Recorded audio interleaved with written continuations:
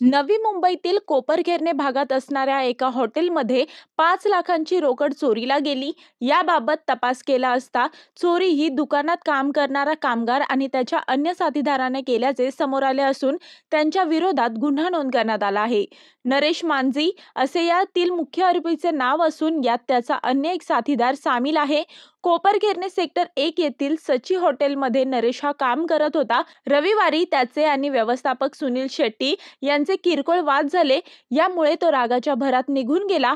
दुसऱ्या दिवशी नेहमीप्रमाणे हॉटेल उघडले असता गल्ल्याचे कुलूप तोडलेल्या अवस्थेत दिसले, तसेच गल्ल्यातील 5 लाखांची रोकड आणि सही करून ठेवलेले 46 धनादेश आढळून आले नाहीत। याबाबत काम करत असलेल्या सर्वांची चौकशी केली असता नरेश मांझी आढळून आला नाही, तसेच त्याने संपर्क केला तर कुठल्याही प्रकारचा प्रतिसाद दिला नाही। त्यामुळे त्यानेच हे कृत्य केले असा संशय व्यक्त करत त्याच्या विरोधात कोपरखैरणे पोलीस ठाण्यात तक्रार देण्यात आली। पोलिसांनी तक्रारीची दखल घेत नरेश आणि त्याच्या साथीदाराच्या विरोधात घरफोडी केल्याचा गुन्हा नोंद केला आहे।